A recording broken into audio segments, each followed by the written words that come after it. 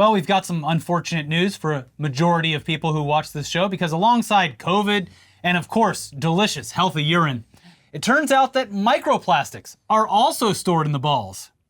Yes, our humble testicles appear to be the snug, temperate, comfy Goldilocks zone for both creating life and taking it away. What started out as a simple and humorous meme that pee is stored in the balls apparently made some scientists stop and say, well, that's not true, but we should probably check on a few other things while we're on the topic. Yeah, let's just take a look down there. And then they found COVID. They found a significant reduction in general sperm count across many, many people. And now they got microplastics in there too. I wonder if all these things are related. Well, you should start studying science, Elliot. You could be one of those eggheads down at the lab. I gotta go take a look at these balls for myself. Mm-hmm. So if everything else going on in the world wasn't enough, we just got a reality check right to the nuts because nothing is safe from being contaminated with microplastics. I eat a credit card a week and it goes straight to my nutsack. It keeps me safe and strong. Now at this point it should be obvious that all of us are completely riddled with this shit, and future generations, if they even exist, will look back on us with disgust at how the hell we let our plastic problem get so out of hand that it ended up in our balls. I mean, I didn't let anything happen. This was beyond my control. I was born after plastic was invented, and I will die before anything has withered away into nature. Yeah, it's the same way you can't get mad at boomers for breathing in all that leaded gasoline. It did turn them all into monsters, but it's not their fault. What were they supposed to do? It smelled delicious, damn it. It does. Very nice and sweet. And the paint chips, So good. a tasty treat. And nothing keeps a home nice and safe from fire better than asbestos. Yeah. The results don't lie. So while this latest news about the plastic in the balls is certainly unsettling, microplastics can now be found literally anywhere, in every animal, even in the air that some of us breathe, doing untold damage to our environment and everyone's health. And that's one of the most frustrating parts. This is such a relatively recent development that scientists and doctors aren't exactly sure how bad this is and what all these microplastics are doing to us, because the long-term effects are still being discovered. But the general consensus is that, yeah, it's definitely not great that we, along with everything else, including the food and drinks we consume, are littered with microplastics. And it's even been said that microplastics will turn out to be our generation's asbestos. Yep. They got us. There's also pretty much nothing we can do on an individual level to stop it either, because a lot of them exist as the result of just like washing your clothes, driving your car, or just consuming anything in our modern world. And you might say, oh, well, I'm gonna go live out in the sticks. I'm gonna be a survivalist. They're finding this shit in fucking ice cores in the Arctic. Yep. It's everywhere. In the deepest trenches of the ocean, and, well, obviously on Mount Everest, because people just treat that as a giant dump. But even if there weren't people summiting Mount Everest, they'd still be finding it up there because it travels through everything, even the clouds. Now, just to be clear before we get into the rest of the episode, when we say microplastics, we mean that they are barely, if at all, visible to the human eye. Basically, any shred of plastic smaller than 5 millimeters is microplastic. So all the visual representations in media are inaccurate. But they're necessary because if they showed you photos of actual microplastics, you'd be like, what is this? What am I looking at? Yeah, there's nothing there, it's dust. Dust. Yeah, it wouldn't pack the same punch. Anyways, with more on the discovery of microplastics invading all of our testicles and what that might mean for the human race, here's The Guardian. Well, at least one half of the human race. Well, currently we still need our balls to produce children. Oh yeah, true. Microplastics have been found in human testicles, with researchers saying the discovery might be linked to declining sperm counts in men. The scientists tested 23 human testes, as well as 47 testes from pet dogs. They found microplastic pollution in every sample. The human testicles had been preserved, and so their sperm count could not be measured. However, the sperm count in the dog's testes could be assessed and was lower in samples with higher contamination with PVC. The study demonstrates a correlation, but further research is needed to prove microplastics cause sperm counts to fall. Microplastics have also recently been discovered in human blood, placentas, and breast milk, indicating widespread contamination of people's bodies. The impact on health is as yet unknown, but microplastics have been shown to cause damage to human cells in the laboratory. Oh, good. Vast amounts of plastic waste are dumped in the environment, and microplastics have polluted the entire planet, from the summit of Mount Everest to the deepest oceans. People are known to consume the tiny particles via food and water, as well as breathing them in. The particles could lodge in tissue and cause inflammation, as air pollution particles do, or chemicals in the plastics could cause harm. In March, doctors warned of potentially life-threatening effects after finding a substantially raised risk of stroke, heart attack, and earlier death in people whose blood vessels were contaminated with microscopic plastics. The testes analyzed were obtained from postmortems in 2016, with the men ranging in age from 16 to 88 when they died. The human testicles had a plastic concentration almost 3 times higher than that found in the dog testes. 330 micrograms per gram of tissue compared with 123 micrograms. Yeah. How does that work? Because dogs are always licking on everything. How do they have less microplastics in their balls than I got in mine? You know why, Elliot? Because just like the boomers, they drink straight out of the hose. They do. That's the one thing that they knew. It's actually not safe at all. Nothing That is safe. a joke. And I was surprised to find out that, a lot of the microplastics, because you think you're just consuming it in drinking and eating food, it's the basis from where they come from as far as like human interaction is so much of it just coming off of people's tires and then washing into the, eventually the ocean. But also, washing your clothes, because a lot of clothes are made with fucking plastic byproducts now. And just all of that water and everything going down into our sewer systems and turning into everything else, because fish eat that. Seems bad. Yeah. And also, I like how it's like doctors warned that this could cause elevated risk of these things. Like, oh, okay, I'll stop eating all that plastic. Thanks, Doc. I'm going to put aside my morning bowl of plastic. Hey, if you keep eating that plastic, bad things are gonna happen. Oh, hey, I better stop. Doc, I can quit eating plastic whenever I want, okay? Yeah, it is not a problem. I'm definitely not addicted to eating plastic. Doctors. Huh. Anyway, speaking of stuff that almost certainly has, or at this time, had microplastics in it, Red Lobster has gone bankrupt. Oh. And we haven't really covered this because we thought it was pretty obvious that the endless shrimp promotion killing Red Lobster thing was just obvious bullshit. But here we are. It was funnier, though. It is a much better story. Yeah. And before Monday of this week, there were hundreds of news articles gleefully parroting the story that Red Lobster, they were just simply too charitable with their shrimp promotion. The movie pass of seafood. They fed a starving nation at their own peril. And the American appetite was simply too large for the seafood chain to stay in business. So they were forced to close their doors for good. We won. We won, everyone. Do I look like a man who's had enough? All that I can eat? Obviously, that is bullshit. Shrimp is quite literally one of the, as far as their actual meat ingredients go at Red Lobster, one of the cheapest things on the menu, probably the least expensive seafood available. It makes them money to get people into the restaurant for the shrimp deal, because it's far more likely that they are going to spend extra money on other items that have much better margins, like booze or those delicious Cheddar Bay biscuits. Yeah, they are delicious. Still, everyone took the bait and the narrative was set. Red Lobster wasn't going bankrupt because a private equity group acquired them, stripped everything, saddled them with debt, and slowly but meticulously killed the company while siphoning off whatever cash was produced before it reached insolvency. No, it was actually because you ate too much shrimp, you dumbass. Yeah, it's your fault, you fat fuck. Yeah. Oh, wait. We're hearing that it's actually, it's because of the whole private equity. Oh. Less fun, though. Yeah, not as fun to talk about around the table with the family members. Yeah, so it turns out Red Lobster was killed off in pretty much the same way that Toys R Us was killed off years ago. A company called Golden Gate Capital bought the company, sold its real estate assets, had the restaurants themselves pay the parent company for rent on top of other expenses, saddled the company with debt, sold it off to a seafood company based in Thailand called Thai Union and other investment groups.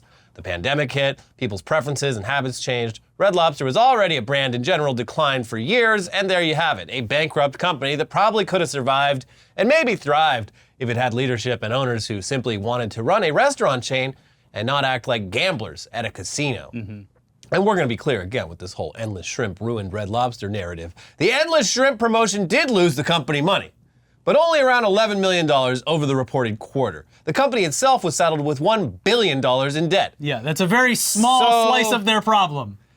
Yeah. And to be honest, with the way that this was being sent out and talked about, you would have assumed that the company had lost $1 billion worth of shrimp. Yeah, it was funny to imagine that. Yeah. It's like, oh no, they're ordering more shrimp. Just what am I gonna do? Barges of shrimp. And What it's have like, we done? Like $11 million worth of shrimp is a lot of shrimp. But when you're considering the entirety of, I guess, the world, all the Red Lobsters around the world, and then people going in there, guaranteed at least Americans are going in there as a challenge to see how much shrimp they can eat. Mukbang. It seems like it wasn't that bad of a promotion. Yeah, and it's a loss leader. Again, it gets you in the door. It's Costco selling gas for cheaper. They get you in there. Yeah. So no, it's not the goddamn shrimp. With more on the downfall of Red Lobster, here's a recent article from Eater.com. Red Lobster has had a really rough last 10 years, maybe even worse than the rest of us. Since 2021, the chain has had 5 different CEOs. In 2014, its parent company Darden sold Red Lobster to a private equity firm called Golden Gate Capital for $2.1 billion. That sale helped Darden pay off $100 billion in debt and fueled significant growth for its other restaurants like Olive Garden in the ensuing years.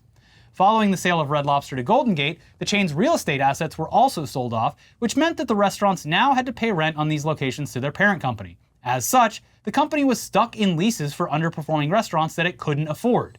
In August of 2020, Golden Gate Capital sold Red Lobster to Thai Union, a Thailand-based seafood company that owns a number of seafood brands, including canned tuna brand Chicken of the Sea. Once Thai Union took over, Red Lobster insiders say that the company engaged in extreme cost-cutting measures and did not place enough emphasis on innovation. In an interview with Business Insider earlier this month, co-director of the Center for Economic and Policy Research had this to say: once they sell the real estate, then the private equity company is golden, and they've made their money back, and probably more than what they paid. The retail apocalypse is all about having your real estate sold out from under you so that you have to pay the rent in good times and in bad. There's also the fact that Thai Union, who became the owner of Red Lobster, was selling them all of the shrimp for these promotions, and that the previous Red Lobster CEO had worked with them to shut out other shrimp sellers so that Thai Union could be the sole supplier, which obviously led to higher costs for Red Lobster. Yeah.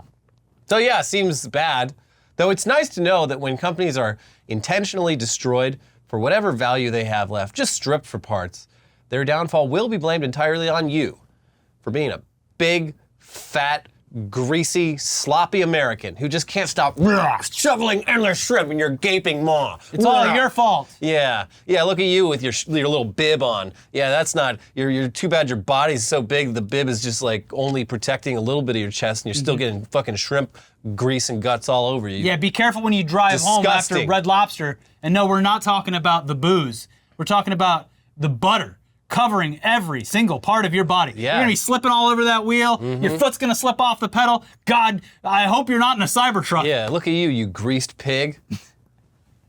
No, actually, it was just capitalism working like it does. Yeah. Yeah. At least some people got rich, am I right? Yeah.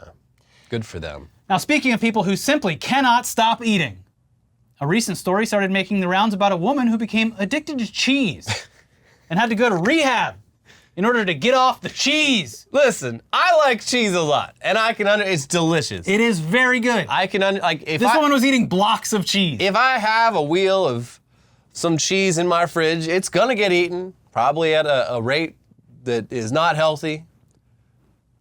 And I guess you can get addicted to just about anything. But cheese rehab? Rehab for cheese? That's right. Have you ever sucked dick for cheese? Well, while this is kind of funny, I think it's only funny because it's cheese. It's just a funny item to get addicted to. But look, obviously we're aware that addiction to food is very real. It is a very real thing. It is not just cheese. It happens with all foods. It's just usually not so specific. Yeah, the story's only viral because she, self-admittedly, became so addicted to cheese that she was apparently forced to pay $6,000 per week to attend a rehab for dairy addicts. So there's enough of these people that they got them all in a room? Well, it's when you're paying that much, I think you deserve a little bit more. So yes, it was a destination rehab retreat. Yeah. So kind of just seemed like a vacation where they're like, hey, look, we got a buffet full of food, no cheese though. It seems like you could maybe go like a vegan festival and have the same experience. Yeah, true. Anyways, you'll never guess why she became addicted to cheese though. Elliot, any guesses before we get into the rest of the story? Because it tastes so good? No? because her father was a cheesemonger, Well, and she grew up around the cheeses. She was just born in the cheese. I'm just gonna tell you guys. It's because of the anti-Semitism she faced on college campus. And yes, she claims that the most recent protests also triggered her addiction once again. Okay. Come on, man. Okay. Be serious. Had to pay the $6,000 to go to rehab for 2 weeks. It was $12,000 apparently. Things are so dangerous for Jews in America. When I take that perilous walk home, I get home and I say, whew! Now it's time to take down an entire block of cheese. That will surely turn my life around. I'm so stressed. Yeah, wow. This cheese addiction has absolutely just ravaged her life. It's made her. It's basically carpet bombed her life. It has double tapped the roof of her life. You hate to see it. It has denied her life the necessary aid that her life needs to properly function. Yep. Well, here's the New York Post with the exclusive interview with this woman and more on the story. A Manhattan law school student was so hooked on cheese that she had to go to rehab to end her insatiable appetite for dairy, she told the Post. I stopped by either Morton Williams or by Whole Foods, and I would just buy cheese. And I would literally just eat a block of cheese with my hands, said Kojab, 27, often while sitting on the floor of her Midtown apartment alone in the dark. Loser! It was the only thing that would make me feel somewhat whole. I kept telling myself it was actually cheaper to just buy some blocks of cheese than to get a $12 salad from Fresh & Co., Kojab said. I was telling myself I was making an economic decision, as people with addictions rationalize. Dr. Neil Barnard, author of The Cheese Trap and adjunct professor of medicine at the George Washington University School of Medicine, explained people like Kojab become addicted to cheese due to the high concentration of fat and salt in the food, along with a protein known as casein that can get people mildly hooked. Well, you see, as a doctor, the reason people get so addicted to this food is because it tastes good and has ingredients in it that taste good. Yes. And it feels good to eat it. Yeah. And your body says, give me more of that because I want to store these fat cells for later use. And that later use being a treacherous walk back to the Midtown Manhattan apartment. Cheese really is like the OG when it comes to like foods where, like today we have many examples of this where if you went back to like the year 1000 and you gave a child like a Flamin' Hot Cheeto, like he would die on the spot. Yeah. But we had cheese that was like real fucking early. They're just like, you're not gonna fucking believe this shit. You know it tastes good as shit too. You know how we get milk out of that cow? Pretty good, right? Yeah, we all agree. Tasty. You're gonna fucking lose your mind when you try. What I just did, I made with that milk. It's usually wet. This is not wet. It's actually, it's Take solid. a bite of that. Take it. Come on, have a little piece. Yeah. You want another one, don't you? Mm-hmm. Well, it's gonna cost you. Okay, well, the whole salt and fat being addicted thing, that is one take. Okay. Now, however, though, the woman at the center of this story, she said that her addiction stemmed from stress. She was the president of a Zionist student group called Realize Israel, at odds with other student activists and professors calling on the university to sever ties with Israel. The dairy diet quickly wrecked Kojab's health. Her weight skyrocketed to a peak of 172 pounds. She also stopped menstruating for 5 months during the throes of her cheese feasts and became at risk for type 2 diabetes. Attending a 2-week wellness retreat at Hilton Head Health in South Carolina, which cost at minimum $5,820 a week, that helped the Asiago addict gain control over her eating disorder. Instructors and counselors taught her the basics of how to order and prepare healthy meals, count calories, and consider healthier snacks, like blueberries or popcorn in lieu of Havarti. Her weight has since dropped to a string cheese slim 123 pounds, in part aided by Ozempic. Now, of course, the Ozempic was, as they put it, prescribed to deal with her diabetes risk, which it doesn't say that she ever had. No, I mean, they did say she was like, I don't know, pre-diabetic. At risk for, yes. But, which I think probably like the majority of this country is pre-diabetic. Absolutely, yeah. So they gave her the Ozempic and like, bing, bang, boom. With hard work and a little bit of Ozempic, she was able to lose a significant amount of weight. Okay. Yeah. Good for her, I guess. They also point out that Kojab, who settled an anti-Semitism lawsuit she brought against NYU in 2019. Wait, 2019? This wasn't this year? No. Hold on a fucking second. No. Wait. What the fuck? What was even happening in 2019? Yeah, I have to imagine how that many people were at the fucking anti-Zionist protest? There had to be, I don't know, a dozen fucking people. She felt very threatened and got addicted to cheese. Shut up! Which, she must have been relapsing heavy. Yeah, I mean, if that's what pushed her over the edge, I can't imagine. She's probably 400 pounds by now. I know. She definitely boomerang. So she had that lawsuit, they point out, 2019, they settled. She is set to graduate from the Cardozo School of Law in June, and she hasn't sworn off cheese completely. Oh, big mistake, lady. You can't, it's hard to regulate. When you're an addict, you can't just say, I'll have a little bit of cheese. It's never you just end up one. Eating the whole wheel. Yeah. Quote, I dabble, but not in the way I used to before, she said, adding the recent waves of anti-Israel encampments at Columbia and other universities prompted brief relapses. Quote, when I'm really stressed, I'll have a block of cheese, but it doesn't happen that often. Fuck you.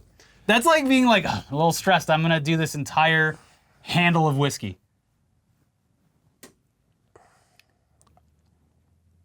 Yeah. Which I'm like, okay. Stories like this, I have to wonder, I'm like, okay, how did this story land on the desk of a reporter at a major national news outlet? It's got everything. Does she Are have you kidding? a fucking manager who's shopping this shit around? First of all, probably yes. Second of all, this story has it all. It's got Ozempic. It's got anti-Israel sentiments. Mm-hmm. It's got mentions of the campus protests. It's got, not in the way that I think that she wants to be portrayed, but that same kind of take where it's like, millennials are spending money on the silliest things. Yeah. It's like Midtown Manhattan apartment, and I'm spending thousands of dollars on cheese, and I have to go to a rehab for it that costs $12,000. Yeah, millennials can't afford a house because they're eating a block of cheese every night. Every day, because they're stressed. Put down the cheese. God. Yeah. Anyways. Well, that was just so infuriating. I hated that story. And I hate the person in it. Yeah. Anyway, we do have more news coming up for you in a second. And yeah, if you thought Red Lobster was bleeding money, wait until you get a load of Truth Social's recent financial reports. Oh, I cannot wait. But first, we've got bills of our own to pay. So let's take a second to thank today's sponsors for supporting our show. Starting with Shopify. You probably already know them. You probably already love them. It is Shopify, the best platform for shopping, hosting your own business, and keeping track of all of your shipments in one place. There's a ton of amazing duos out there in the world. We are a perfect example, but the best duo is, of course, Shopify and you. Shopify is the global commerce platform that helps you sell at every stage of your business. From the launch your online shop stage, to the first real-life store stage, all the way to the did we just hit 1 million orders stage? Shopify's there to help you grow. Whether you're selling scented soap or offering outdoor outfits, Shopify helps you sell everywhere.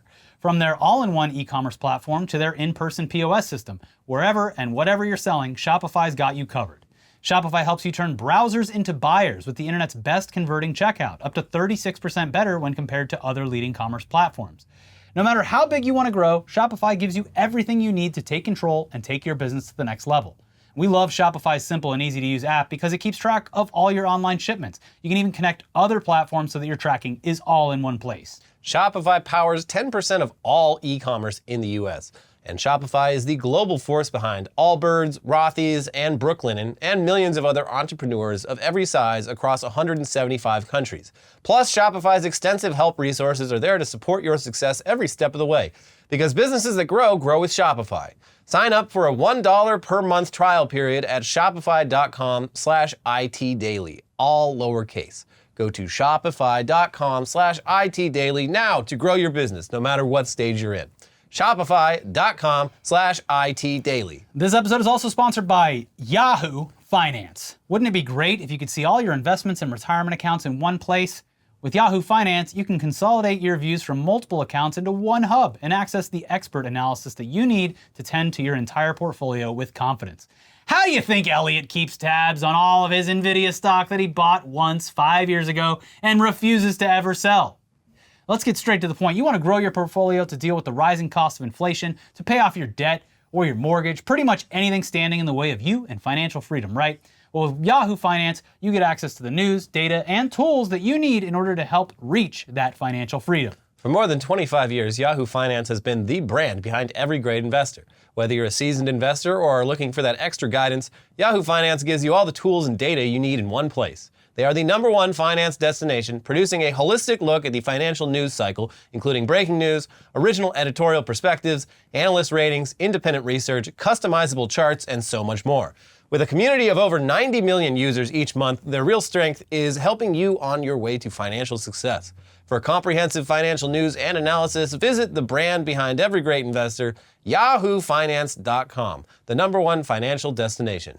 yahoofinance.com. That is yahoofinance.com. No promo code or anything, just brand awareness. You go to the link, there you go. Letting you know about that. Yahoo! And here's a free tip. Probably don't invest in Trump's social media company. Yeah, and we're about to explain why that is. Back to the news, and we are going to cut straight to the chase with this Truth Social news, because if you've watched this show for any length of time, you'll know that Truth Social is a company that is doomed to fail, with absolutely no shot at ever turning an actual profit. It only exists as a way for Trump to sidestep other platforms while artificially pumping the value of truth before eventually selling his shares at whatever price he can get, and then just leaving the company to die. So, this next bit of news, it's not that shocking to us, but it might be a little upsetting to anyone who is actually convinced to invest in Truth Social, because not only has it failed to come close to turning a profit, but it is actually hemorrhaging money at a very impressive rate. Here's Variety with the latest. Trump Media and Technology Group, the company affiliated with former U.S. President Donald Trump that operates Truth Social, reported $770,500 in revenue for the first quarter of 2024. Oh, that sounds good. That's and a net loss of $327.6 million. Oh, that's a much, much, much bigger number. Seems like they're losing orders of magnitude more money than they are 770,000, 327 million. Who's to say? Yeah, hey, at this rate, they keep it up, this company will be, let me do some mental math, bankrupt in a year. Yeah. There's no way out of this. Anyways, what's funnier about this is the fact that they claim everything's fine because they are building a long-term product that will only continue to grow and evolve. Despite the fact that the only person who brings any value to the company at all is an overweight 77-year-old who is facing potential jail time. And at the very least, very divisive person. Yeah. Not a great brand ambassador. It's like the Elon problem, but even worse. Yeah. Even in a best case scenario, Trump kicking the bucket years from now still leaves this product without their big selling point. So the idea that Truth Social is a long-term viable product is kind of ridiculous. And yeah, I know he's got sons, but they're not as good. No one thinks they're as good. They don't pull in the numbers. Yeah. They are a pale imitation. You go to Don Jr. when your dealer is all out of Don Sr. And when you're just trying to hold, tide yourself over for a little bit. Yep. Anyway, here's more from that report. At this early stage in the company's development, TMTG remains focused on long-term product development rather than quarterly revenue, the company said in announcing Q1 2024 results. By adding features to Truth Social, launching live TV streaming, and building out its ecosystem, the company aims to first develop a slate of best-in-class products that can then be leveraged to increase revenue and drive long-term value. TMTG launched Truth Social in early 2022. The company has not disclosed how many people use the service. Seems important. At this juncture in its development, TMTG believes that adhering to traditional key performance indicators, such as signups, average revenue per user, ad impressions and pricing, or active user accounts, including monthly and daily active users, could potentially divert its focus from strategic evaluation with respect to the progress and growth of its business, the company said in a 10-Q filing Monday. Listen, we're looking big picture. We're not gonna split the details out. No, but what are the numbers? It doesn't matter. It doesn't matter. Well, look, as investors, who cares? We're just trying. Stop asking. We're just trying to get like a view of like just, shut up. Potential. Sit down. Okay, potential for growth is great, but like, how many people are on the site right now? Listen, look at this line. You see it? Green, going up. Yeah. That's gonna be us. That's all you need to know. Is that users or profit? Maybe that's vibes. And vibes are the most important thing. Sir, I'd like to write you a check for $1 billion. Sweet. Hell yeah. All right, so the last part reads as though they really don't want those numbers out there. It seems as though those actual user numbers are probably bad. We don't even know our user numbers. We don't even look at it. It's not important to us. I have a file that has the information on the user numbers, but I am scared to look at it. I'm scared at how many users there will be. It could be a billion. I don't want to give our back-end engineers a fright. Yeah. Wow, a computer just imploded. Yeah. Best to not look where you don't be looking. Mm-hmm. But yes, hiding user numbers, theoretically, if they were to be doing that, would make sense, because the only time you hear about Truth Social is when Trump goes on one of his tirades. And even then, people just see the screenshots and analysis elsewhere, not on the actual platform itself. Yeah. Now, to be fair, the people being grifted kind of deserve it. And maybe this will be the thing that finally snaps them out of their cult. Probably not. I'd like to see old Donnie Trump wriggle his way out of this one. He'll wriggle his way out, but the people who lose money on this will certainly, hopefully, be upset. Well, I consider that a donation to the Trump campaign, actually. Anything for my president. But yeah, it is hard to feel bad for anyone who dumps their life savings into a Trump company stock. I mean, what did you think? That's on you, idiot. Yeah. What were you thinking? This time it'll be different. But sadly, there is more Trump news for you today, because a movie about Trump starring Sebastian Stan has just premiered at the Cannes Film Festival, where we assumed that it got a 20-minute standing ovation, because every fucking movie gets a standing ovation for some reason. Those Europeans love to stand and clap. I love, it was... Or boo. Just last night that, what's his name, got a 10-minute standing ovation. Francis Ford Coppola? No, the guy from Yellowstone. Oh, Kevin Costner. Kevin Costner, and then it's like moments later, it's like Rotten Tomatoes, 20%. Everyone hated it. Yeah, it's very interesting. They just like to clap there, I think. They do. But this film in particular is not only pissing off Donald Trump himself, it's also pissing off one of the guys who financed its creation, because apparently he thought that this film was going to be a love letter to his favorite president. And once he realized that it was just portraying Trump as Trump, aka a rich piece of shit womanizer who openly flaunts the law, he demanded that they recut the film before its release. To which, luckily, they replied, no. And okay, for clarification, getting into the rest of the story, the investor's name is Dan Snyder, not to be confused with Dan Schneider. Oh. That's the Nickelodeon creep. Yeah. This is Dan Snyder, the former owner of the Washington Commanders football team, the guy who didn't want to rename the team because he didn't see what everyone was getting all upset about when it was called the Redskins. Snyder, not Schneider. Yeah. I know it's very confusing, but here's more background from Variety. On Monday night, all eyes in Cannes will be on the launch of The Apprentice, the high-profile drama that stars Sebastian Stan as a young Donald Trump. The filmmakers and stars haven't done any press on the ground at Cannes ahead of the film's world premiere, and few have seen it, with plot details shrouded in mystery. But one person who has seen it is Dan Snyder, the billionaire former owner of the Washington Commanders, who is an investor in The Apprentice, and he isn't happy. Behind the scenes, a nasty battle has played out between the Snyder-backed company Kinematics and the filmmakers over the creative direction of the film. Sources say Snyder, a friend of Trump's who donated $1.1 million to his inaugural committee and Trump victory in 2016 and $100,000 to his 2020 presidential campaign, put money into the film via Kinematics because he was under the impression that it was a flattering portrayal of the 45th president. Snyder finally saw a cut of the film in February and was said to be furious. What the hell is this? And I paid for it? Oh, no! Oh, he's gonna be really upset when he sees this and sees my name on it.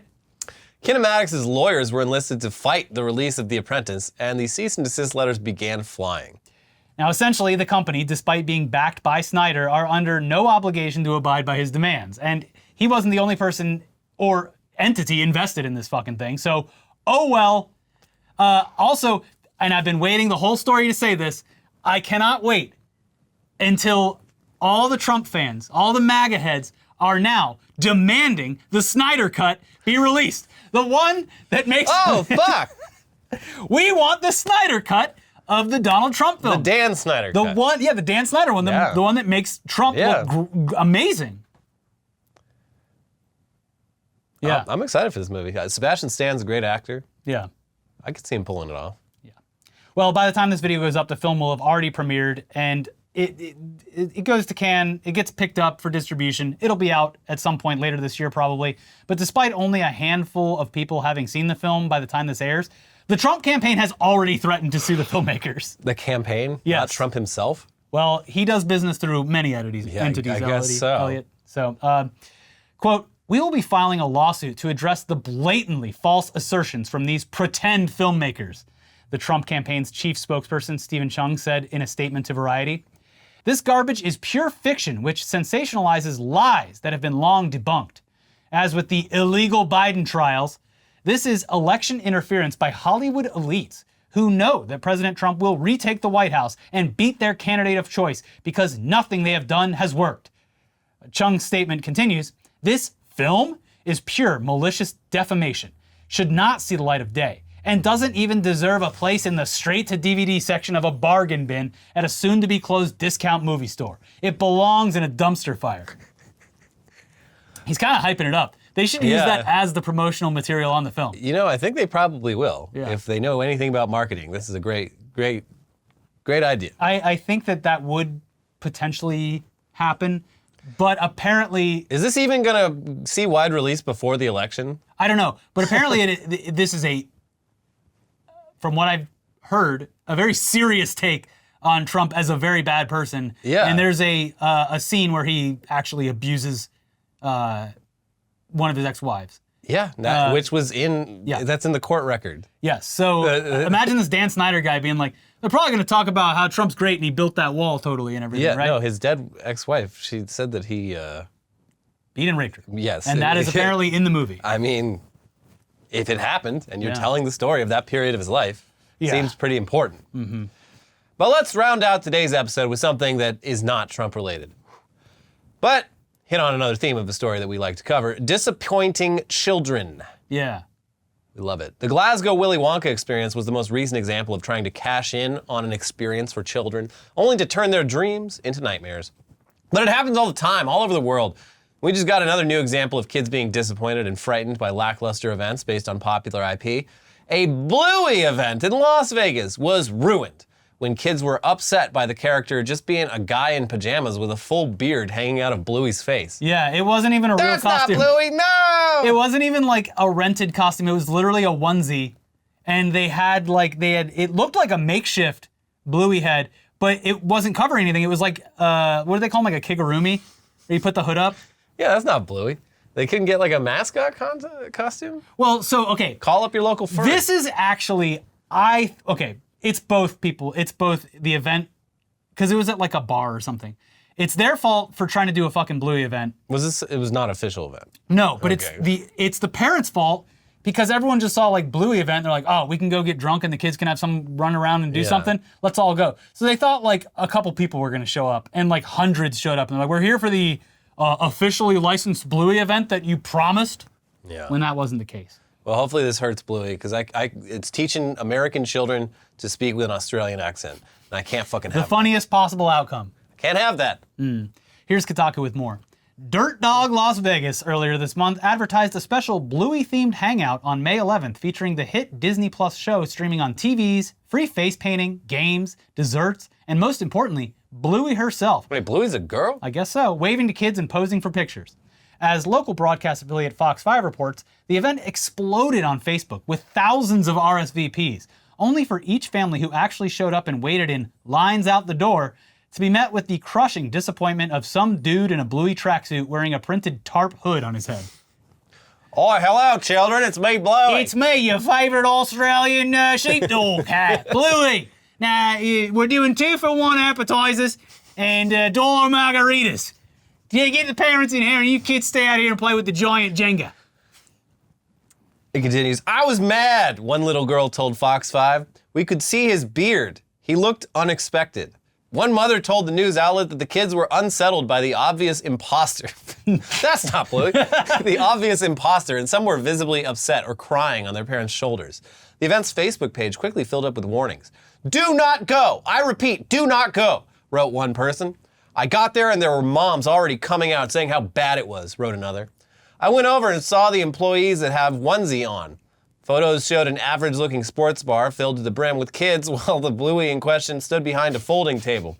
Some parents shared pictures of proper Bluey costumes the bar could have rented, while one lone individual commented, it was a free event, stop whining. Hey, they're right. You know what? They're right. Yeah. It's the meme of the guy standing up.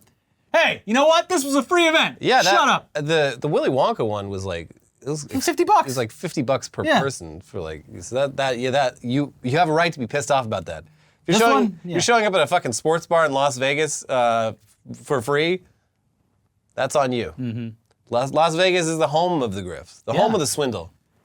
Yeah, you learned a valuable lesson, and actually your kids learned a valuable lesson too. Anyway, here at the bar, we are truly sorry this event wasn't the expected experience. Dirt Dog posted on Facebook in the aftermath. We hope to repair our relationship with all of you. The comments were eclectic. One woman posted a before and after picture of her daughter to illustrate her soul-crushing disappointment. Another wrote, I just hope the staff member that was in that onesie all day got extra compensation for the nightmare that was not his fault. Well, at least they were willing to, not cast the blame on the performer. I appreciate that there were some level-headed people. Yeah. I think that getting like the picture of like, okay, look really disappointed. We're gonna get a picture to get angry online about. It's like you're showing up to a fucking sports bar with your kids. Like, you want the Bluey experience? You just gotta drive like hour or so out of town, find a cattle farm. Gonna be full of real life Blueys. Yeah. Nipping at the heels of cows and nipping at your children's heels if they get close enough. Mm-hmm. Trust me, that's the life I live every day. He's got his own Bluey, folks. I have my own Bluey. And then after we filmed Weekly Weird News, we had an update. We included the clip in the video, but the update was that for all of his showboating, Rudy Giuliani, they fucking served his ass at the last second because they were following he was live streaming and he was basically... Catch me if you can. Also, I'm right here celebrating my birthday at this location. And they did catch him and they served him. Yeah. At his own birthday party. Yeah. His own 80th birthday party. Like, that's just... So sad. You fucked up in life if you're getting served. You should be like... Also, he live stream, you're live streaming your birthday. At 80, you should be taking your grandchildren to a Bluey-themed party at a sports bar. Yeah. Not hanging out, getting served. Or just taking your grandchildren down to the dog track. Oh, you like dogs? Pick a number. Yeah, I like dogs too. Let's go. I think we got something in common, Junior. Hey, you hear that trumpet? Now you can tell your mom we went and saw a band. That's what we did, right? Yeah. I'll get you a candy bar on the drive home. Oh, no more candy. Sorry, I'm ruined. Actually, Grandpa's broke. Can you drive? Hey, you got any money, kid? Oh, no. Ah, jeez. Anyways, you aren't in the market for a couple bags of coffee, are you? I gotta sell all this coffee. Woo! Anyways, that's it for today's episode. We will be back with some tech news, and there's certainly some tech news because apparently Scarlett Johansson was not happy about the fact that they used her voice. Oh, it's so exciting. Yeah. So we'll be back with that, but if you somehow missed it, more videos are going to pop up. In the meantime, please like the video. You guys are doing such a good job. We're so proud of you. I love when I say like the video and I scroll through and I see how many people have liked it. Oh, they did it. Thank God. I'm so proud of you. You're wonderful. Thank you for liking the video. You're a good son. Leave a comment down below. Talk about your favorite Bluey experience and whatever else we talked about today. And we'll see you soon. The videos are up there now. Weekly Weird News and News Dump. Check them out and we'll see you soon.